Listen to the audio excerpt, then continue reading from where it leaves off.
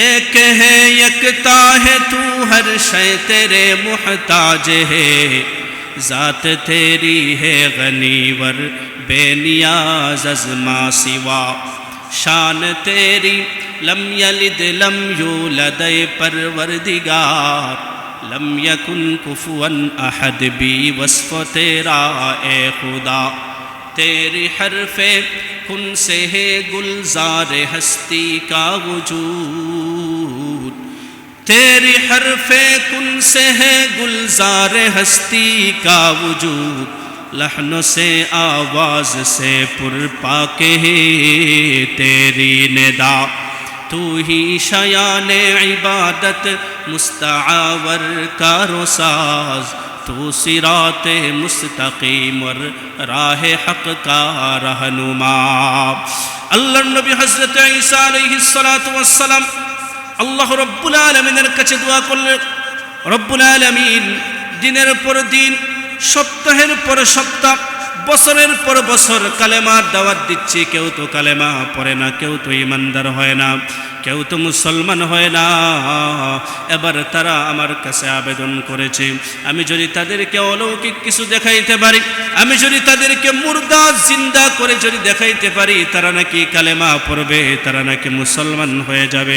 আল্লাহ রাব্বুল আলামিন জানায়া দিলেন হে আমার পয়গম্বর ঈসা আপনি তাদেরকে সাথে নিয়ে সবচেয়ে পুরাতন কবরস্থানে চলে যান আপনি গিয়ে সেখানে শুধু কুম বিইজনিল্লাহ বলবেন আমি আল্লাহর নির্দেশে মুর্দা জিন্দা হয়ে যাবে। জোরে বলেন সুবহানাল্লাহ। হযরত ঈসা আলাইহিস সালাতু ওয়াস সালাম উনার গোত্রের মানুষদেরকে সাথে নিয়ে চলে গেলেন সবচেয়ে পুরাতন কবরস্থানে সবচেয়ে পুরাতন একটা কবরকে উদ্দেশ্য করে বললেন কুম বিইজনিল্লাহ। আল্লাহর নবী হযরত ঈসা আলাইহিস সালাতু ওয়াস সালামের বলতে দেরি হয়েছে সাথে সাথে কবরটা ফেটে গেছে কবরের নিচ থেকে একজন সাদা দাড়িওয়ালা সাদা চুলওয়ালা শরীর থেকে টপ টপ করে গামের ফোঁটা পড়তেছে এই রকম একটা লোক দাঁড়ায় গেছে জিন্দা হয়ে ঈসা আলাইহিস সালাতু ওয়াস সালামকে সালাম জানাইছে আওয়াজ করে পড়েন সুবহানাল্লাহ। سيدنا وسندنا وحبيبنا وطبيبنا وطبيب قلوبنا ومولانا محمدا عبده ورسوله أرسله الله تعالى إلى كافة للناس بشيرا ونذيرا وداعيا إلى الله بإذنه وسراجا منيرا أما بعد فقد قال الله تبارك وتعالى في كلامه المجيد أعوذ بالله من الشيطان الرجيم بسم الله الرحمن الرحيم إن الذين قالوا ربنا الله ثم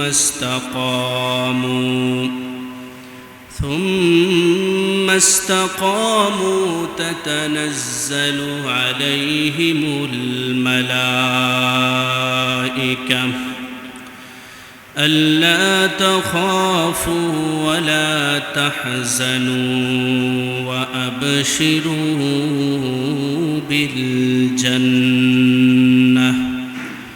وأبشروا بالجنة التي كنتم توعدون وقال تعالى إن الله وملائكته يصلون على النبي يا أيها الذين آمنوا صلوا عليه وسلموا تسليما درود شریف پڑھی صلی اللہ علی سیدنا ومولانا محمد وعلى آله وأصحابه وسلم صلى الله على سيدنا ومولانا محمد وعلى آله وأصحابه وسلم بلغ العلا بكماله كشف الدجى بجماله حسنت جميع خصاله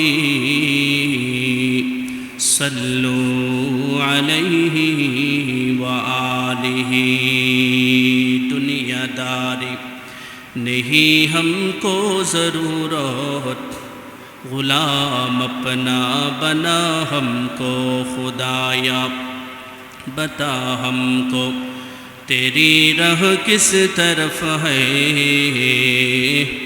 تیری راہ پر چلا ہم کو خدایا جسے چاہے تو دے دنیا کی دولت ہمیں مست عبادت کر خدایا جسے چاہے تو دے دنیا کی شوقت ہمیں مست محبت کر خدایا نہ جرمن سے نہ جاپا سے ہو نسبت ہمیں عشاق کعبہ کر خدایا ہمیں مست مدینہ کر خدایا لا الہ الا اللہ لا الہ الا اللہ لا الہ الا اللہ لا الہ الا اللہ محمد رسول اللہ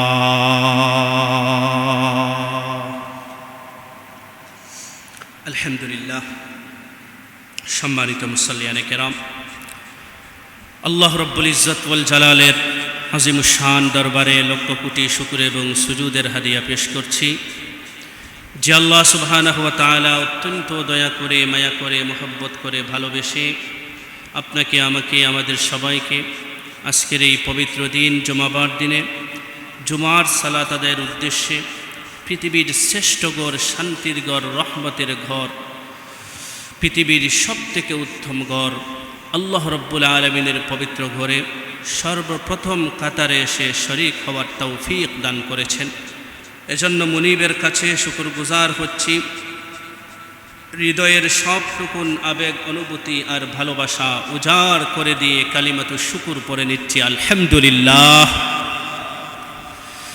আল্লাহ পাক রব্বুল আলামিনের শুকরিয়া যদি আমরা আদায় করি আল্লাহ রব্বুল আলামিন বলেন আমি আল্লাহ রব্বুল আলামিন আমার বান্দাকে আমার নিয়ামত সমূহ বাড়াইয়া দিই সুবহানাল্লাহ আর যদি নিয়ামত পেয়ে কেউ যদি অস্বীকৃতি জানায় আল্লাহ রব্বুল আলামিন নিয়ামত তো ছিনাইয়া নেন তাকে আরও শক্ত আযাবের মধ্যে গ্রেফতার করেন নাউযুবিল্লাহ যার কারণে একজন মুমিন হিসাবে একজন মুসলমান হিসাবে আমরা যারা কালেমা পড়েছি আমরা যারা মুসলমান হয়েছি আমরা যারা ঈমানদার আমরা যারা মুমিন আমরা যারা মুমিনা আমরা যেই সেক্টর আর সেকশনে থাকি না কেন যেই পরিস্থিতিতে থাকি না কেন সর্বাবস্থায় আল্লাহ রব্বুল আলামিনের শুকরিয়া আদায় করার দরকার যখন সুখে থাকব তখনও আল্লাহ রব্বুল আলমিনের শুকরিয়া আদায় করব। যখন কষ্টে পড়ে গেছি, মুসিবতে পড়ে গেছি, অন্তরটা যখন দুঃখে ভারাক্রান্ত হয়ে গেছে, তখনও আল্লাহ রব্বুল আলমিনের শুকরিয়া আদায় করার দরকার। কারণ মানুষ যখন মুসিবতে পড়ে, মানুষ যখন কষ্টে পড়ে, মানুষ যখন মুশকিলাতে যখন জর্জরিত হয়ে যায়, তখন আল্লাহ রব্বুল আলমিনের কথা তার মনে শরীক হয়। আর মুমিন মুসলমান তার অন্তরে যখন সে কষ্ট পায়, যখন কোনো দুঃখ পায়, যখন কোনো মুসিবতে পড়ে যায়, আল্লাহ রব্বুল আলামিন এই উসিলায় মুমিন মুমিনাদের গুনাহ খাতাগুলোকে মাফ করে দেন। সুবহানাল্লাহ।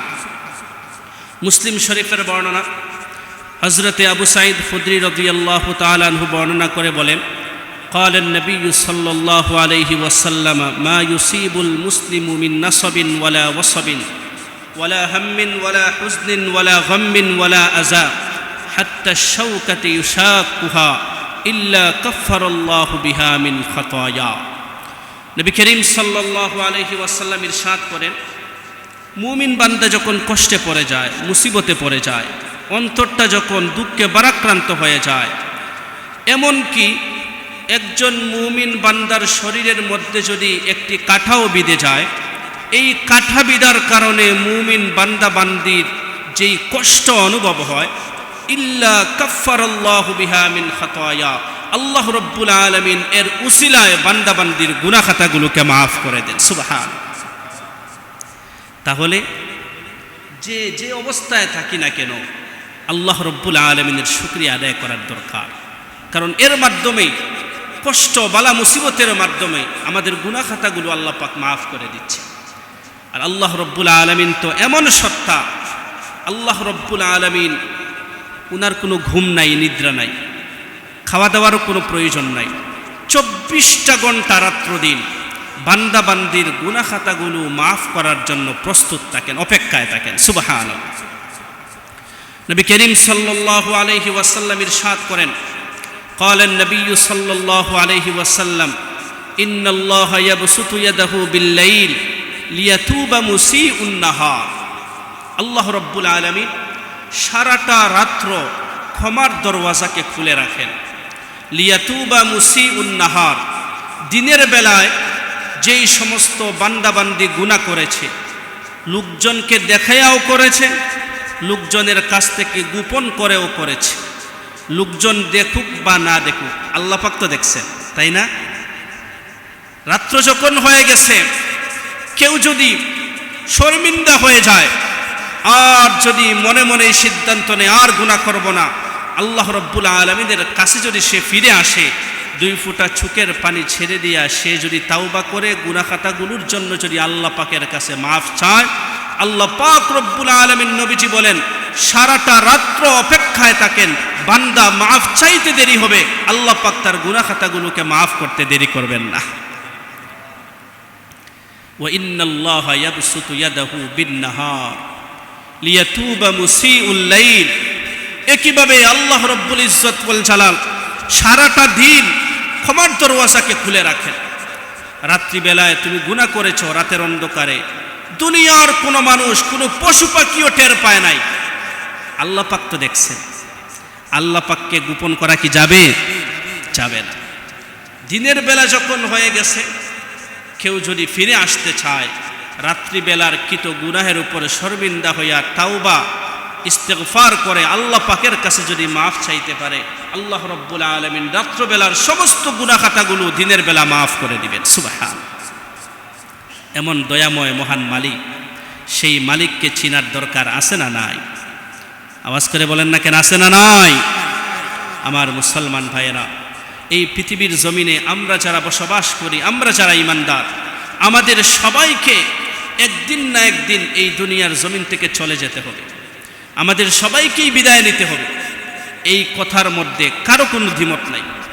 হিন্দু হোক, বৌদ্ধ হোক, খ্রিস্টান হোক, যে ধর্মের হোক না কেন, সবাই বিশ্বাস করে একদিন না একদিন এই দুনিয়ার জমিন থেকে আমাকে চলে যেতে হবে, এই দুনিয়ার জমিন থেকে আমাকে বিদায় নিতে হবে। মানুষের মৃত্যুর সময় যখন ঘনিয়ে আসে, মৃত্যুর সময় যখন চলে আসে, আজরাইল যখন জান কবজ করার জন্য যখন চলে আসেন, ওই সময় বান্দাটা যদি নাফরমান হয়ে যায়, মুজরিম হয়ে যায়, গুনাহগার যদি হয়ে যায়, মৃত্যুর যন্ত্রণার যে কষ্ট, সেই কষ্ট তাকে অনুভব করতে হবে। এই পৃথিবীর জমিনে যত ধরনের যন্ত্রণা আর কষ্ট আছে, সব যন্ত্রণার কষ্টগুলাকে সমষ্টিত করে যদি এক জায়গায় জমা করা হয়, মৃত্যুর যন্ত্রণার চাইতে কষ্ট কারোর জন্য আর কিছু হতে পারে না। হাদিস শরীফের মধ্যে বর্ণনা পাওয়া যায়, হযরতে শাদ্দাদ ইবনে আউস রাদিয়াল্লাহু তাআলা আনহু বর্ণনা করে বলেন, নবী করিম সাল্লাল্লাহু আলাইহি ওয়াসাল্লাম ইরশাদ করেছেন যে কোনো ব্যক্তির বুকের উপর যদি 7টা আসমানকে যদি চাপায়া দেওয়া হয়, তার যেই পরিমাণ যন্ত্রণা হবে তার চাইতেও বেশি গুনাহগারের মৃত্যুর সময়ের যন্ত্রণা। হযরতে উবাই ইবনে কাব রাদিয়াল্লাহু তাআলা আনহু সাহাবায়ে কেরামের মধ্যে হতে সবচেয়ে সুন্দর তেলাওয়াত তিনি করতে পারতেন। আমিরুল মুমিনিন ওমর ইবনে ফারুক রাদিয়াল্লাহু তাআলা আনহু ওনাকে প্রশ্ন করলেন যে উবাই, মৃত্যুর যন্ত্রণার ভয়াবহতা কি, তুমি একটু যদি আমাকে বলতে।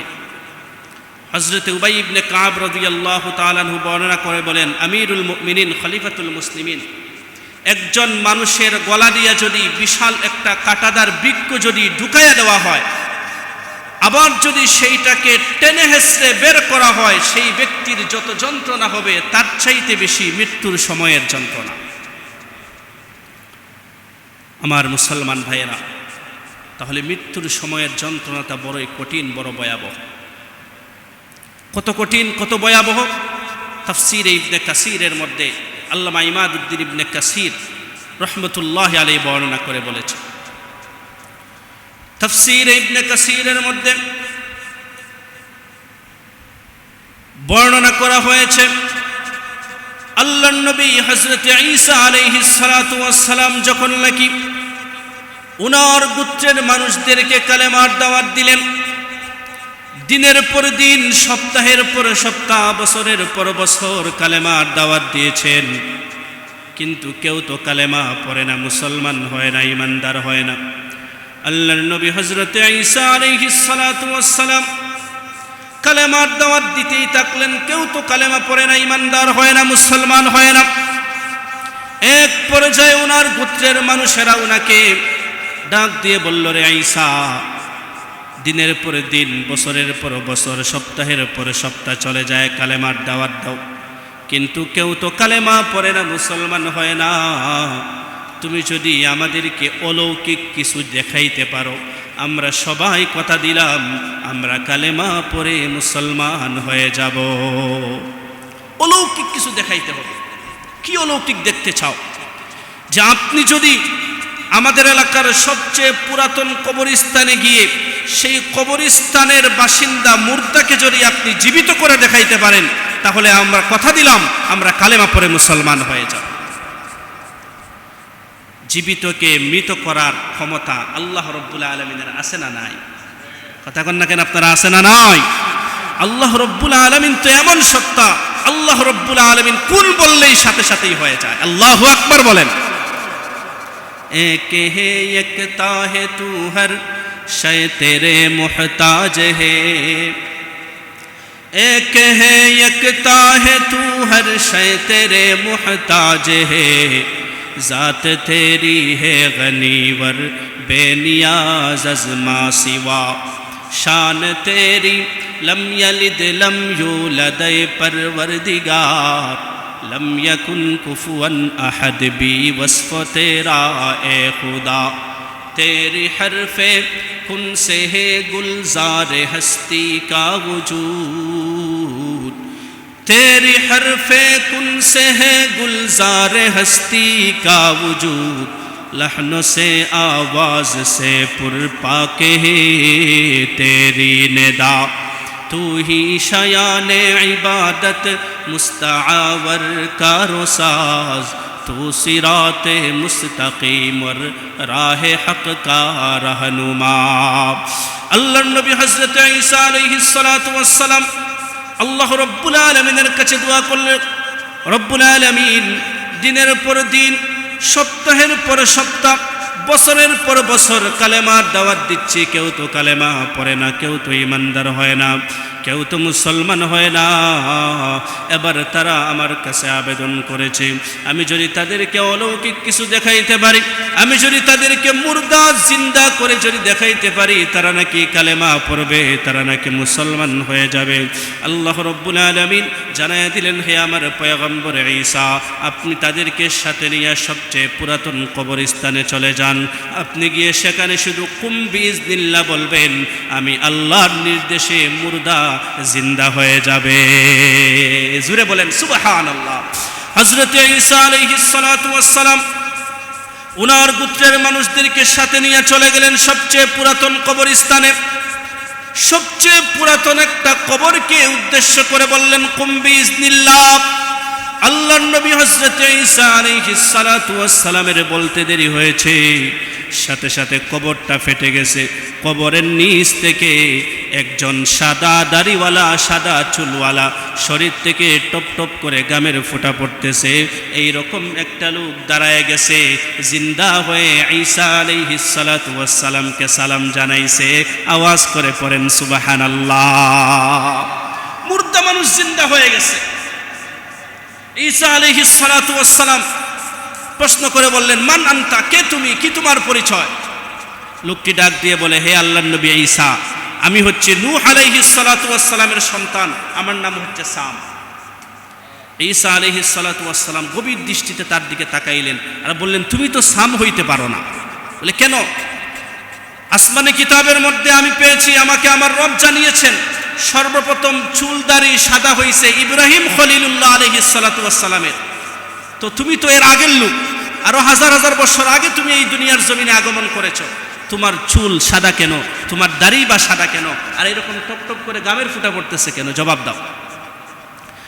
সাম তখন ডাক দিয়ে বলে, হে আল্লাহর নবী ঈসা, যতদিন পর্যন্ত এই দুনিয়ার জমিনে আমি জীবিত ছিলাম, আমার চুল দাড়ি সাদা ছিল না, আমার চুল দাড়ি কালোই ছিল। যেই দিন দুনিয়ার জমিন থেকে বিদায় হয়ে যাব, আজরাইল যেই সময় জান কবজ করার জন্য আমার কাছে চলে আসছে, মৃত্যুর যন্ত্রণা যখন নাকি শুরু হয়ে গেছে, মৃত্যুর যন্ত্রণার ভয়াবহতা এত বিকট, এত ভয়ঙ্কর, মৃত্যুর যন্ত্রণার ভয়াবহতার কারণে আমার কালো চুলগুলো সাদা হয়ে গেছে, দাড়িগুলোও সাদা হয়ে গেছে। ওই সময় আমার শরীর থেকে টপ টপ করে গামের ফুটা পড়া শুরু হয়েছিল, আজও পর্যন্ত গামের ফুটা পড়া বন্ধ হয় না। জুড়ে বলেন আল্লাহু আকবার। জিজ্ঞেস করলেন, তুমি যদি চাও আবার দুনিয়ার জমিনে বসবাস করতে পারো, যে হে নবী, আমি যদি আবার দুনিয়ার জমিনে আপনাদের সাথে বসবাস করি, আবার কি আমার মৃত্যু হবে? আবার কি মৃত্যুর যন্ত্রণার কষ্ট আমাকে ফেস করা লাগবে? সেটা তো অবশ্যই লাগবে। তাহলে আমার আর দুনিয়ার জমিনে বেঁচে থাকার কোনো দরকার নাই, কোনো প্রয়োজন নাই, আমাকে কবরের নিচে পাঠানোর ব্যবস্থা করেন। জুরে কোন আল্লাহু আকবার। এটা ছিল মৃত্যুর যন্ত্রণা। সেই মৃত্যুর যন্ত্রণাটা সহজ হোক, আপনি আমি আমরা সবাই চাই কি চাই না? আর জুরে কন্যা কেন, চাই কি চাই না? আপনি আমি যেই দিন দুনিয়ার জমিন থেকে বিদায় হয়ে যাব, কবরের মধ্যে যখন আপনাকে আমাকে রাখা হবে, আল্লাহ না করুন আপনি আমি যদি নাফরমান হয়ে যাই, মুজরিম হয়ে যাই, কবরের আযাব 70টা থেকে 99টা কিন্নিন নামক সাপ চলে আসবে। এক একটা সাপের মাথা থাকবে 7টা। যেরকম কয়টা? 7টা। এরকম 70টা থেকে 99টা সাপ। একটা সাপ যদি দুনিয়ার জমিনে শুধুমাত্র এইরকম ভাবে যদি শ্বাস ছেড়ে দিত, দুনিয়ার সব কিছু বিষাক্ত হয়ে যেত, গাছপালা আর উৎপন্ন হইত না। দুনিয়াতে আপনার যদি মাথা ব্যথা হয়, আপনি যদি আপনার ছেলেরে বলেন, আমার তো মাথা ব্যথা শুরু হয়েছে, মাথা ব্যথা চিনেন না? মাথার যন্ত্রণা, মাথা ব্যথা শুরু হয়েছে। আপনি যদি বলেন ছেলেরে, আমার মাথা ব্যথা শুরু হয়েছে, আপনি আপনার ভাইকে বলতেছেন, ভাই রে আমার মাথা ব্যথা শুরু হয়েছে। আপনি আপনার স্ত্রীকে বলতেছেন, আমার তো মাথা ব্যথা করতেছে। তারা পেরেশান আপনাকে নিয়ে, ফার্মেসিতে চলে যাবে, ওষুধপত্র নিয়ে আসবে, ওষুধ খাওয়াইয়া মাথা ব্যথা সারানোর চেষ্টা করবে।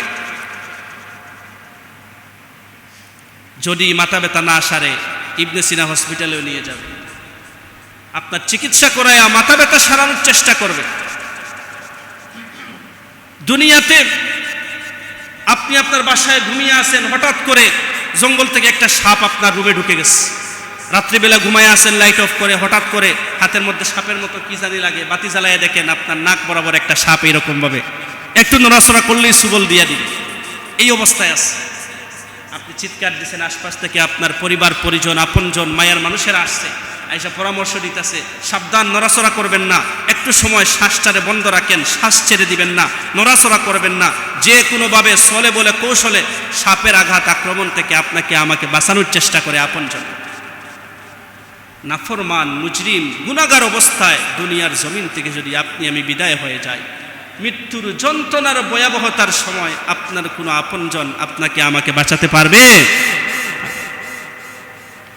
গুনাহগার অবস্থায় যদি আপনাকে আমাকে কবরের মধ্যে রেখে আসে মানুষেরা, নাফরমান অবস্থায় যদি কবরের মধ্যে আপনি আমি চলে যাই, দুনিয়াতে সাপের আঘাত আক্রমণ থেকে আপনজনরা আপনাকে বাঁচাইলো, বাঁচানোর চেষ্টা করলো, কবরের মধ্যে আপনার আপনজন আত্মীয় স্বজন আপনাকে বাঁচাতে পারবে? বুদ্ধিমান যারা দুনিয়ার জমিন থেকেই, দুনিয়ার জমিনে বেঁচে থাকা অবস্থায় মৃত্যুর ভয়ঙ্কর যন্ত্রণা থেকে বাঁচার জন্য, কবরের আযাব থেকে বাঁচার জন্য কিছু নেক আমল করার দরকার আছে না নাই? আর জোরে আওয়াজ করে বলেন আছে না নাই? নেক আমল যদি করতে পারি তাহলে আপনার আমার মৃত্যুর যন্ত্রণা সহজ হবে, কবর হাসর আপনার আমার জন্য সহজ হবে। এই কথাই আল্লাহ রাব্বুল আলামিন, আমি যে আয়াত আপনাদের সামনে তিলাওয়াত করেছিলাম সূরাতু হামিম আস-সাজদার 41 নম্বর আয়াত, 30 নম্বর আয়াত, 41 নম্বর সূরার 30 নম্বর আয়াত, এই আয়াতের মধ্যে গোটা উম্মতে মুহাম্মাদি, গোটা বিশ্বের মুসলমানদেরকে এই কথা আল্লাহ রাব্বুল আলামিন আমাদেরকে বোঝাতে চেষ্টা করেছেন, যাতে করে আমরা মৃত্যুর সময়ের যন্ত্রণার জন্য যাতে আমরা সামানা জোগাড় করতে পারি, কবরের যাতে সামানা জোগাড় করতে পারি। জুড়ে কোন সুবহানাল্লাহ। আল্লাহ রাব্বুল ইজ্জত ওয়াল জালাল ঘোষণা করে জানায় দিলেন, ইন্নাল্লাযীনা ক্বালু রাব্বুনাল্লাহু সুম্মা ইসতাকামু তাতানাজ্জালু আলাইহিমুল মালায়েকা আল্লা তাখাফু ওয়া লা তাহজানু ওয়া আবশিরু বিল জান্নাতিল্লাতী কুনতুম তুআদুন।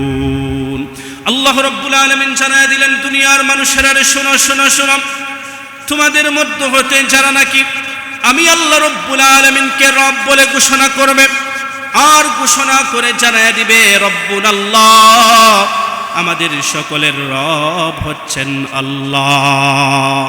সবাই একবার দুই হাত উঠান, সবাই দুই হাত উঠান, একটু আওয়াজ করে ডাক দিয়ে বলেন আমাদের সকলের রবকে। আরো জোরে একটু মহব্বতে আওয়াজ করে ডাক দেন আমাদের সকলের রবকে। আল্লাহ রাব্বুল ইজ্জত ওয়াল জালাল ঘোষণা করে জানায় দেন, আমার যে সমস্ত মায়ার বান্দারা আমি আল্লাহ রাব্বুল আলামিনকে রব বলে স্বীকার করে মৃত্যু পর্যন্ত সুম্মাস্তাকামু, ঈমানের উপর অটল থাকবে, অবিচল থাকবে, মৃত্যুর যন্ত্রণা যখন শুরু হয়ে যাবে, দুনিয়ার কোনো চেয়ারম্যান মেম্বার, দুনিয়ার কোনো এমপি মন্ত্রী, দুনিয়ার কোনো সহায় সম্পত্তি, দুনিয়ার কেউ যখন তার কোনো উপকারে আসবে না, আমি আল্লাহ আসমান থেকে দুইজন ফেরেশতা নাজিল করব। ওই ফেরেশতা তার সামনে জান্নাতের পরিবেশটা তুলে ধরবে। একটা ছোট্ট দুধের সন্তান মায়ের কোলে দুধ পান করে করে যেইভাবে দুনিয়ার জমিন থেকে বিদায় হয়ে যায়, আমার এই বান্দাটা জান্নাতি পরিবেশ থেকে দেখে দুনিয়ার জমিন থেকে বিদায় হয়ে যাবে। কোন সুবহানাল্লাহ। আল্লাহ তাখাফু ওয়া লা তাহজানু ওয়া আবশিরু বিল জান্নাতিল্লাতী কুনতুম তুআদুন। দুনিয়াতেও কোনো চিন্তা নাই, কবরেও কোনো চিন্তা নাই, কিয়ামতের ময়দানেও কোনো চিন্তা নাই। আমি আল্লাহ ওয়াদা করলাম, আমি আল্লাহ তাকে জান্নাতি হিসাবে ফয়সালা করে দিব। সুবহানাল্লাহ। তাহলে এক নাম্বার রব্বুনাল্লাহ, ক্বালু রব্বুনাল্লাহ, যারা বলবে আমার রব হচ্ছেন আল্লাহ, অর্থাৎ যারা ঈমান আনবে, মুফাসসিরিনে কেরামগণ বলেছেন এর অর্থ হচ্ছে আল ঈমানুস সাদিকুল কামিলু বিল্লাহ, আল্লাহ রাব্বুল ইজ্জত ওয়াল জালালের উপর পরিপূর্ণভাবে ঈমান আনা। জুরে কোন সুবহানাল্লাহ। দুই নম্বরে হচ্ছে সুম্মাস্তাকামু, ঈমানের উপর অটল থাকা, অবিচল থাকা, ইস্তিকামত থাকা। মুফাসসিরিনে কেরামগণ ইস্তিকামতের অনেক ব্যাখ্যা করেছেন, ঘন্টার পর ঘন্টা আলোচনা করা যাবে। দুই একজন দুই একটা ব্যাখ্যা আপনাদের সামনে তুলে ধরব।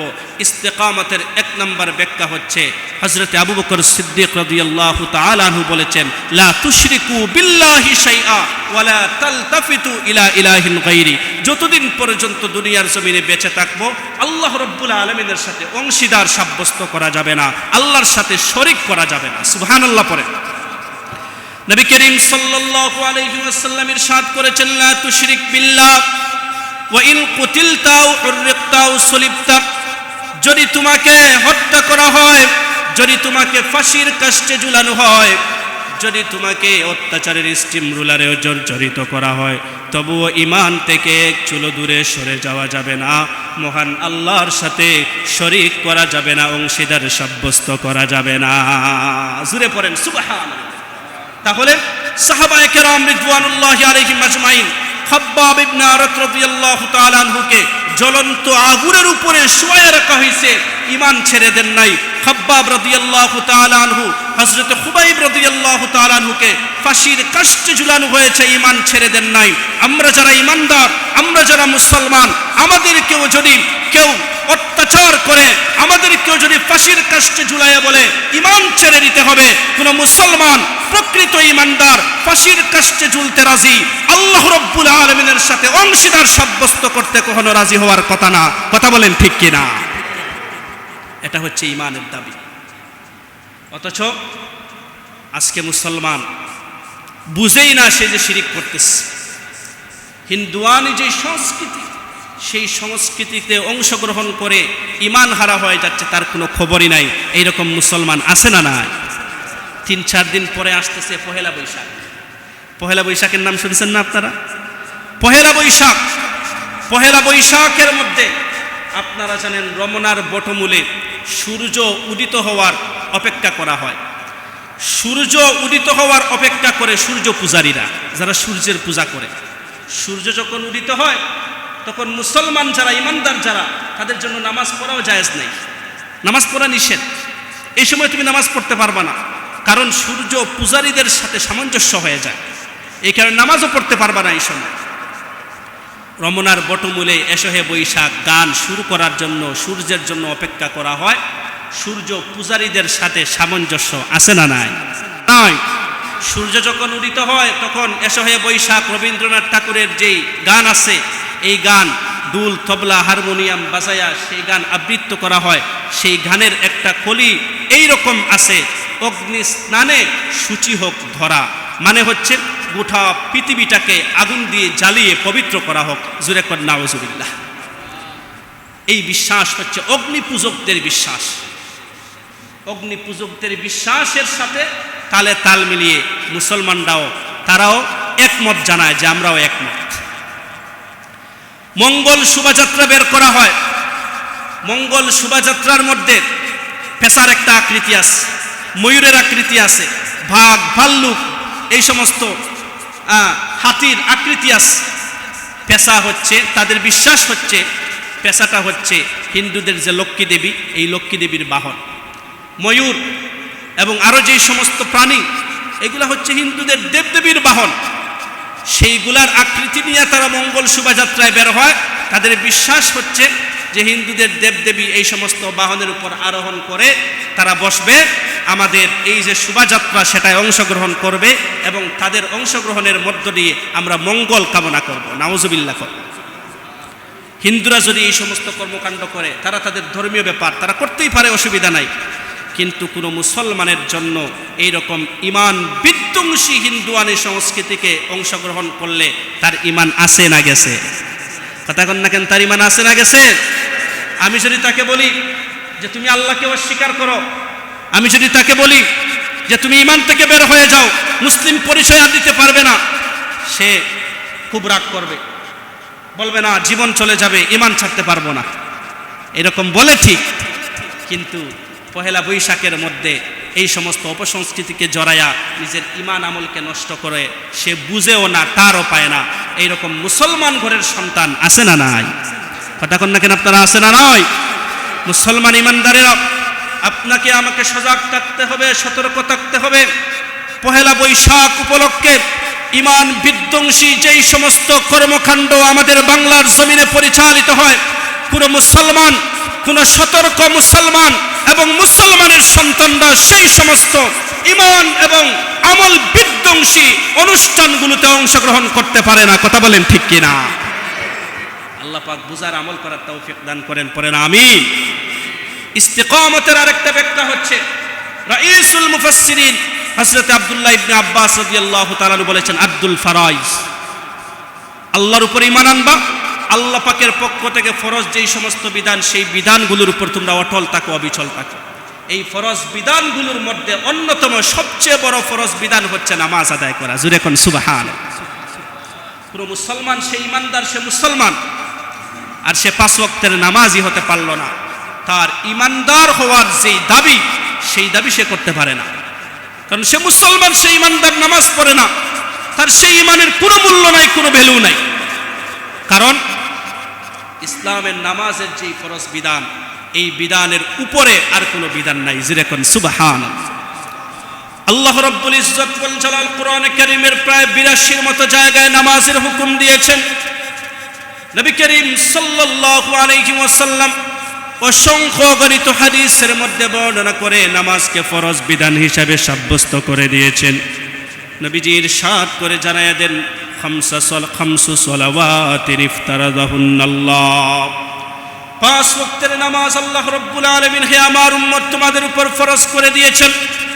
ফামান আহসানা উযুআহুন্না ওয়া সাল্লাহুন্না লিওয়াক্তিহিন্না ওয়া তাম্মা রুকুআহুন্না ওয়া খুশুআহুন্না কানা লাহু আলাল্লাহি আহদুন আন ইয়াগফিরা লাহু।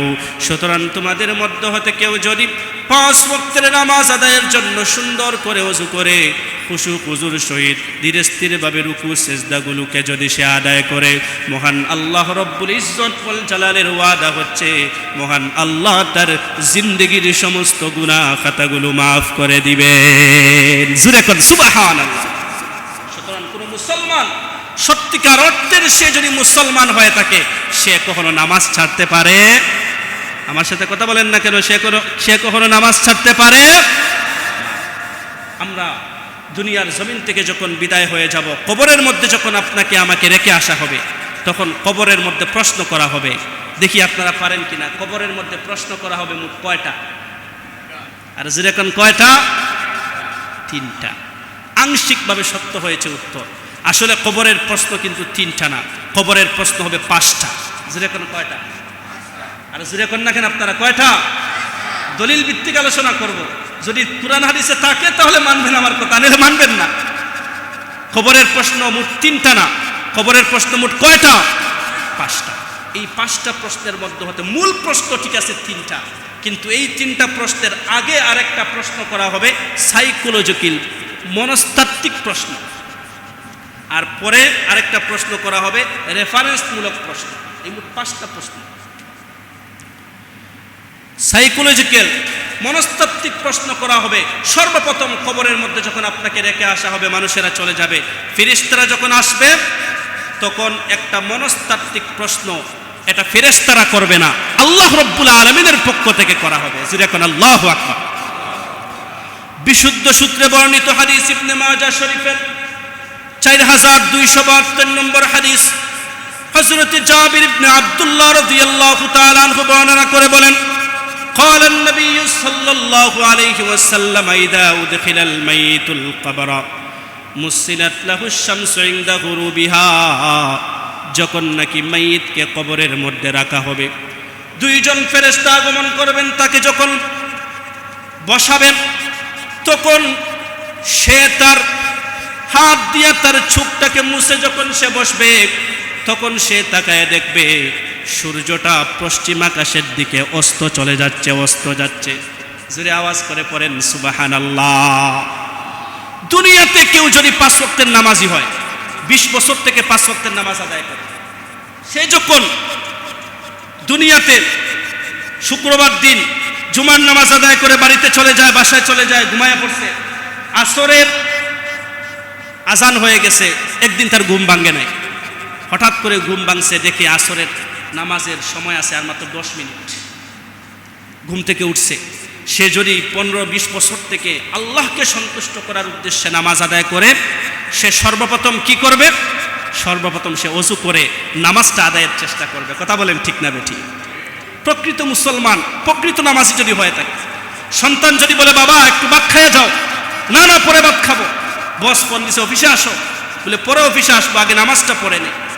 কারণ সে নামাজি, নামাজের প্রতি তার আকৃষ্টতা বেশি। কবরের মধ্যে যখন বান্দাকে রাখা হবে, নামাজি বান্দাকে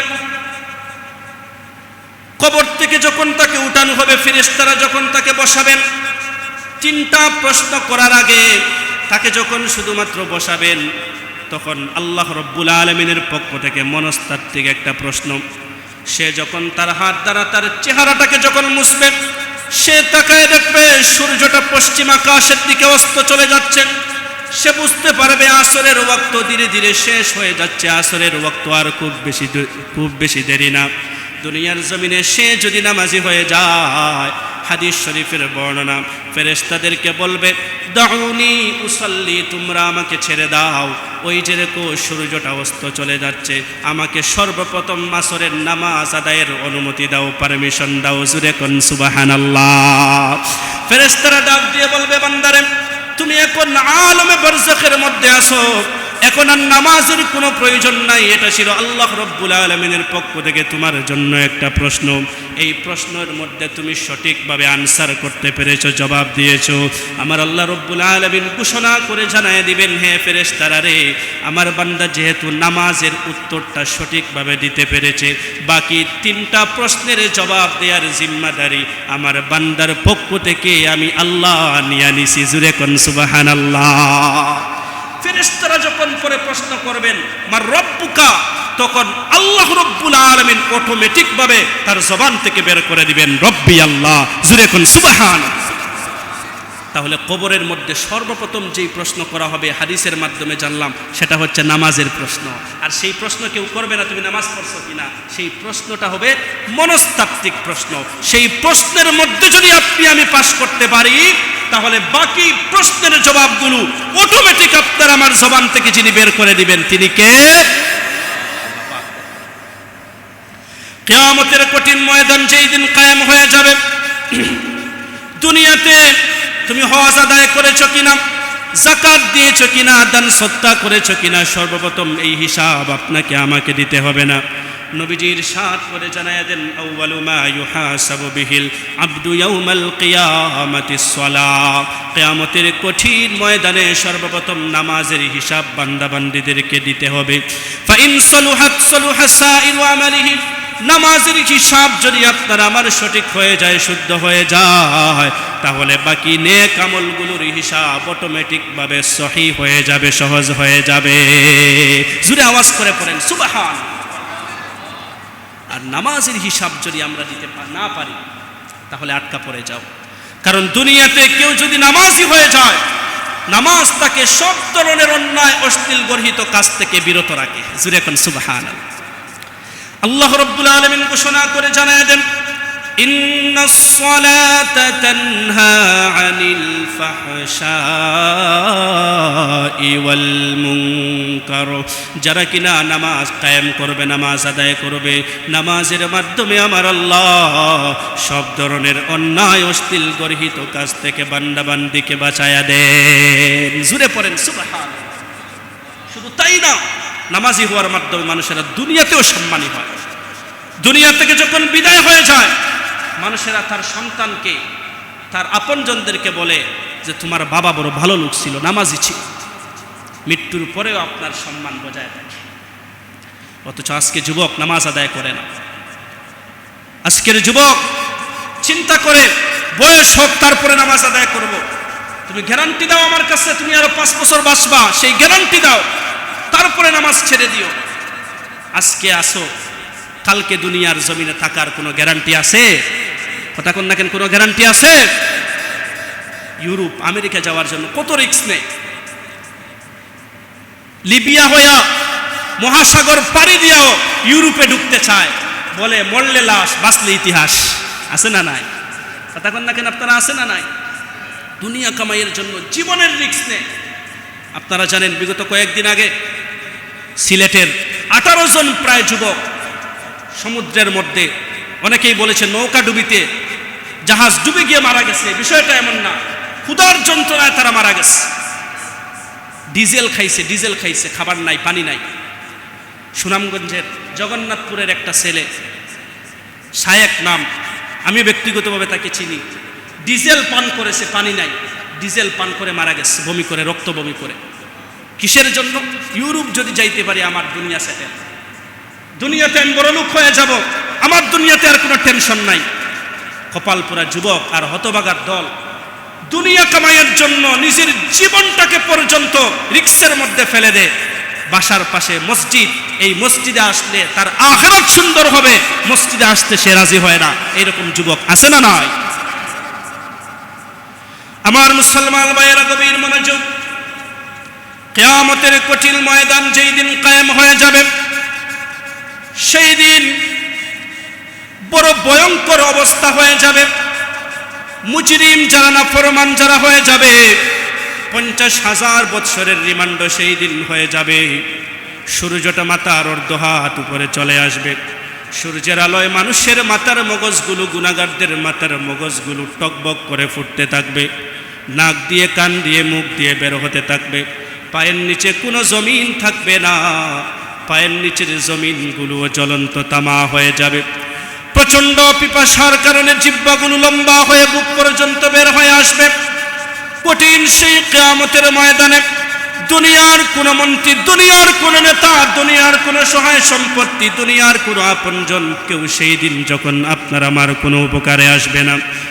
উলামায়ে কেরামের জবান থেকে নামাজের আলোচনা শুনে কেউ যদি হিম্মত করে আজ থেকে 5 ওয়াক্ত নামাজি হয়ে যাব, আর নামাজ ছেড়ে দিব না, এই হিম্মত করে সে যদি নামাজি হয়ে যায়, আজকের থেকে হিম্মত করে আসর থেকে যদি সে 5 ওয়াক্তের নামাজ পড়ার পাক্কা সিদ্ধান্ত নিয়ে মৃত্যুর পূর্ব পর্যন্ত সে যদি নামাজ আদায় করার চেষ্টা করে, নামাজি হইয়া যদি দুনিয়ার জমিনে হাজির হয়ে যায়, কিয়ামতের কঠিন ময়দানে নবীজি বলেন, আমি আমার সেই সমস্ত উম্মতদেরকে খোঁজার জন্য কিয়ামতের ময়দানে বের হয়ে যাব।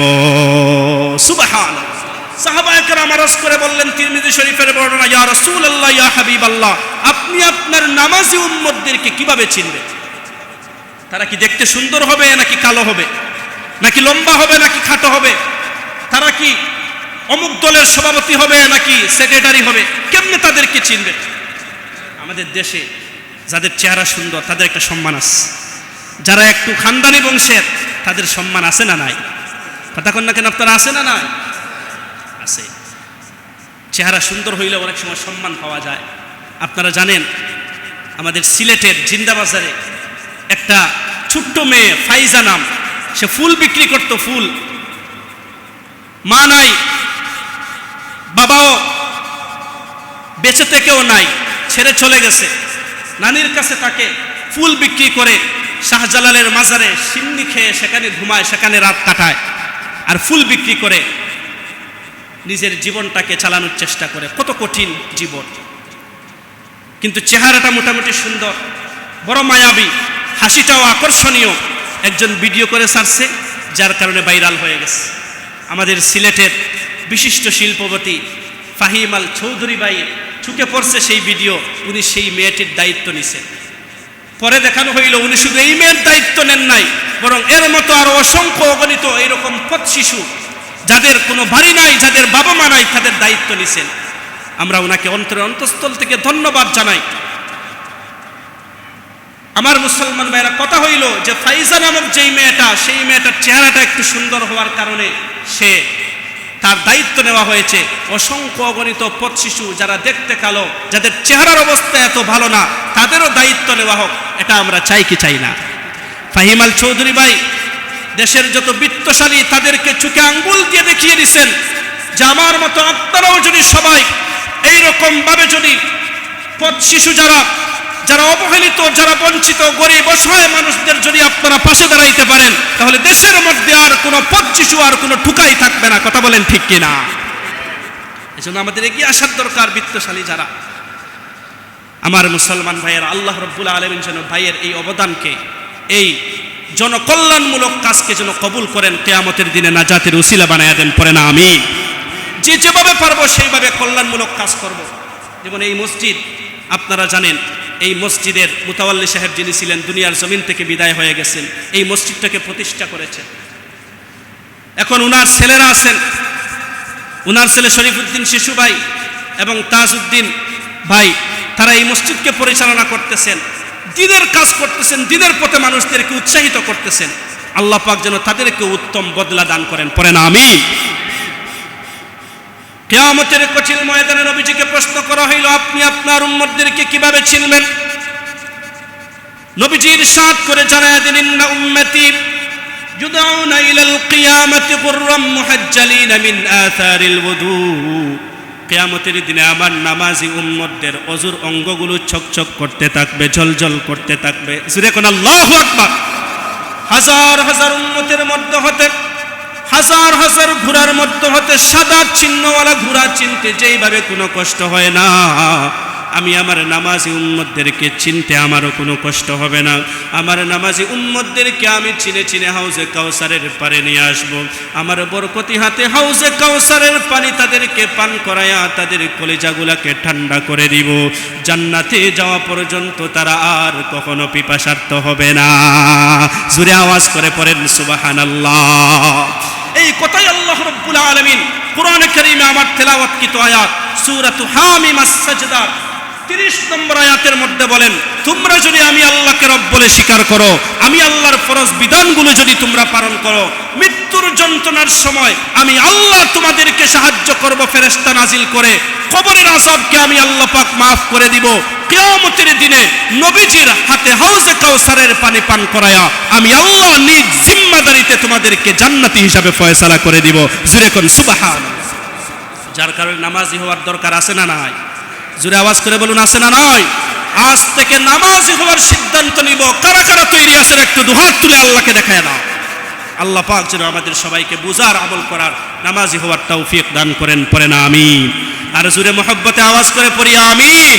হাযা মা ইনদি ওয়াল ইলমু ইনদাল্লাহ ওয়া আখিরু দাওয়ানা আনিল হামদুলিল্লাহি রাব্বিল আলামিন। আলহামদুলিল্লাহ الحمد لله الذي هدانا لهذا وما كنا لنهتدي لولا أن هدانا الله لقد جاءت رسل ربنا بالحق ربنا ظلمنا أنفسنا وإن لم تغفر لنا وترحمنا لنكونن من الخاسرين اللهم اغفر لنا ولوالدينا رب ارحمهما كما ربياني صغيرا رب ارحمهما كما ربياني صغيرا রব্বুল আলামিন গুনার বোঝা মাথায় নিয়ে আপনার শাহী দরবারে ভিক্ষুকের বেশে, ভিখারির বেশে দুই হাত বাড়াইছি। দয়া মেহেরবানি করে আমাদের জিন্দেগির গুনাহ খাতাগুলো মাফ করে দাও। রব্বুল আলামিন আমরা যারা দুই হাত উঠাইলাম, জানি না কার জানি মা নাই, কার জানি বাবা নাই। রব্বুল আলামিন আমাদের যাদের মা নাই, বাবা নাই, আমাদের মা বাবার কবরকে জান্নাতের বাগান বানায়া দাও। ও রব্বুল আলামিন, আয় আল্লাহ আকরামুল আকরামিন ইয়া আরহামার রাহিমিন, আমাদের মা বাবা, দাদা দাদি, নানা নানি, খেশ আকারিব, খানদানের যত মুমিন মুমিনাত কবরে চলে গেছেন সবার কবরকে জান্নাতের বাগান বানায়া দাও। রব্বুল আলামিন আমাদের মধ্যে যারা অসুস্থ আছেন আপনি শিফায়ে কামিলা আজিলা নসিব ফরমাও। রব্বুল আলামিন ঈমানদার হওয়ার এবং নামাজি হওয়ার তৌফিক দান করে দাও। 5 ওয়াক্তের নামাজ মসজিদে এসে জামাতের সাথে তাকবীর উলার সাথে আদায় করার তৌফিক দান করে দাও। আল্লাহ মৃত্যু পর্যন্ত মসজিদের সাথে মহব্বতের সম্পর্ক বজায় রেখে মৃত্যুর যন্ত্রণার সময় আপনার সাহায্য যাতে পাই, কবরের মধ্যে যাতে আপনার সাহায্য পাই, মিজান হাসর কবর পিল সিরাত সব ক্ষেত্রে আপনার যাতে সাহায্য পাই, সেই তৌফিক আমাদেরকে দান করে দাও। আল্লাহ রব্বুল আলামিন, আল্লাহ আকরামুল আকরামিন, এই মসজিদের সাবেক মুতাওয়াল্লি জনাব আলহাজ রিয়াজউদ্দিন সাহেব মসজিদ প্রতিষ্ঠা করে দুনিয়ার জমিন থেকে বিদায় হয়েছেন। রব্বুল আলামিন তোমার বান্দার গুনাহ খাতাগুলোকে মাফ করে দাও, কবরকে জান্নাতের বাগান বানায়া দাও। আয় আল্লাহ জান্নাতের মধ্যে, আয় আল্লাহ আয় রব্বুল আলামিন গুনাহ খাতাগুলোকে মাফ করে জান্নাতুল ফিরদাউসের মেহমান হিসাবে ফয়সালা করে দাও আল্লাহ রব্বুল আলামিন। আয় আল্লাহ শরীফউদ্দিন শিশু ভাই এবং তাজউদ্দিন ভাই সহ আয় আল্লাহ এই মসজিদের সাথে যারা এখনো পর্যন্ত মহব্বতের সম্পর্ক বজায় রাখেন রব্বুল আলামিন দুনিয়া আখিরাতের কল্যাণ আর কামিয়াবি তাদেরকে দান করে দাও আল্লাহ। মসজিদের সাথে মহব্বতকে কিয়ামতের কঠিন ময়দানে তাদের জন্য এবং আমাদের সকলের জন্য নাজাতের জরিয়া বানায়া দাও আল্লাহ রব্বুল আলামিন। আয় আল্লাহ আকরামাল আকরামিন ইয়া আরহামার রাহিমিন। আয় আল্লাহ আমরা যারা হাত উঠাইলাম আমাদের কার মনে কি আশা কি বাসনা আপনি পূরণ করে দাও, যায় সাজাত আপনার গায়বী খাজানাত থেকে পূরণ করে দাও রব্বুল আলামিন। আয় আল্লাহ আকরামাল আকরামিন জাহান্নামের আগুন থেকে পানাহ চাই, জাহান্নামের আগুন থেকে আমাদেরকে নাজাত দিয়ে দাও আল্লাহ। সুন মেরে মৌলা মেরে ফরিয়াদ কো, আ মেরে মৌলা মেরে ইমদাদ কো, हर तरफ से हो के हम खारो तबाह, आ परे अब तेरे दर पे या इला, तू अज़ाबे नार से हमको बचा, हो न हम बे आबरू रोज़े जज़ा রব্বুল আলামিন। আয় আল্লাহ আকরামাল আকরামিন ইয়া আরহামার রাহিমিন এই এলাকার সবাইকে আপনি নামাজি বানায়া দাও, যুব সমাজকে আপনি মসজিদের দিকে মাইল করে দাও রব্বুল আলামিন। মা বোনদেরকেও আপনি নামাজি দিনদার মুত্তাকি পরেজগার বানায়া দাও, মা বোনদেরকেও মাফ করে দাও। আয় আল্লাহ তাদের মনের যত দুঃখ যন্ত্রণা আছে দূর করে দাও। জানি না কখন জানি আমাদের মরণের ডাক চলে আসবে, মৃত্যুর আগে আগে আমাদেরকে খাঁটি তওবা নসিব করায়া দিও আল্লাহ। বারবার হজ্জ মাবরুর জিয়ারত মকবুল আমাদের কপালে নসিব করায়া দিও আল্লাহ। জটিল আর কঠিন রোগ ব্যাধির থেকে পানাহ চাই। আয় আল্লাহ আমাদেরকে ক্যান্সার দিও না, প্যারালাইজড করিও না, পিতে পাথর দিও না, ব্রেন স্ট্রোক করায়া পাগল বানায়া মানুষের বোঝা বানাইয়া তিলে তিলে আমাদেরকে মরণ দিও না আল্লাহ। যতদিন নাকের ঢোকায় শ্বাস নিঃশ্বাস জারি থাকবে সুস্থতার সাথে আপনার মকবুল গোলামির জন্য কবুল করে নাও। হায়াতের দৌড় যখন শেষ হয়ে যাবে সেই দিন যেন শুক্রবার হয়ে যায়, সেই রাত যেন লাইলাতুল কদর হয়ে যায়। আপনার কুদরতি কদমে সেজদারত অবস্থায়, নামাজের অবস্থায়, কোরআন তিলাওয়াতের অবস্থায় আমাদের জবান থেকে কালিমা জারি করে দিও আল্লাহ। এই মুহূর্তে আমাদের পক্ষ থেকে লক্ষ কোটি দুরূদ আর সালাম সোনার মদিনায় নবীজির খেদমতে হাদিয়া পৌঁছায়া দাও। নবীজির খাতিরে আমাদের দোয়াকে কবুল আর মঞ্জুর করে নাও। সুবহান রাব্বিকা রব্বিল ইজ্জাতি আম্মা ইয়াসিফুন ওয়া সালামুন আলাল মুরসালিন ওয়ালহামদুলিল্লাহি রাব্বিল আলামিন।